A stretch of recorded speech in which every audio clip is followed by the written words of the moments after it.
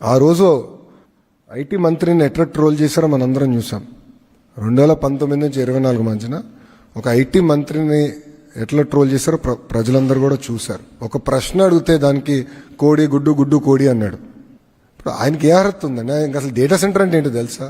విచిత్రం ఏంటంటే ఒక ఐటీ సంస్థ ఆయన అడిగింది, సార్ మాకు ఇప్పుడు కొంచెం దూరం ఉన్నాం, పబ్లిక్ ట్రాన్స్పోర్టేషన్ లేదు, పబ్లిక్ ట్రాన్స్పోర్టేషన్ వేయండి అంటే బస్సులు వేయండి అని కోరారు. అది కూడా ఆయన చేయలేకపోయాడు బాస్.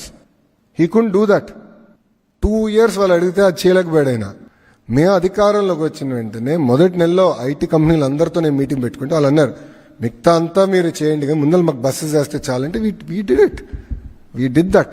కనీసం బస్సు కూడా వేయలేకపోయాడు. ఆయన ఏం మాట్లాడతాడు? అసలు ఆయన ఏం తెలుసు? ఆయన ఎవరన్నా సీరియస్గా తీసుకుంటాడా? ఆయన మెసేజ్ పెడితే ఒక్కడన్నా స్పందిస్తాడా? ఒక్క మీనింగ్ఫుల్ బిజినెస్ మెన్ స్పందిస్తాడా? ఆయన మంత్రిగా ఉన్నప్పుడు ఏం చేశాడు? వాళ్ళు గ్లోబల్ ఇన్వెస్టర్ సమిట్ అని ఒక చివరికి ఎన్నికలు ఇంకా ఓడిపోతున్నాం అనగా ఒక సమిట్ అని పెట్టారు. అప్పుడు ఒక electronic media national media person ఏమడిగారంటే, మీరు గ్లోబల్ ఇన్వెస్టర్ సమిట్ అన్నారు, చాలా సంతోషం, గ్లోబల్ కంపెనీల పేర్లు చెప్పండి ఏమేమి వస్తున్నాయంటే ఆయన ఒక్క కంపెనీ చెప్పలేకపోయాడు. He couldn't tell even one company. మాకు సమ్మిట్ పెట్టాల్సిన అవసరం రాలేదు, ఆల్రెడీ తీసుకొచ్చా. ఇటుగో పార్ట్నర్షిప్ సమ్మిట్ పెడుతున్నాం, బట్ మేము ఏంటి సమ్మిట్ కోసం ఆగట్లా. We are moving very fast.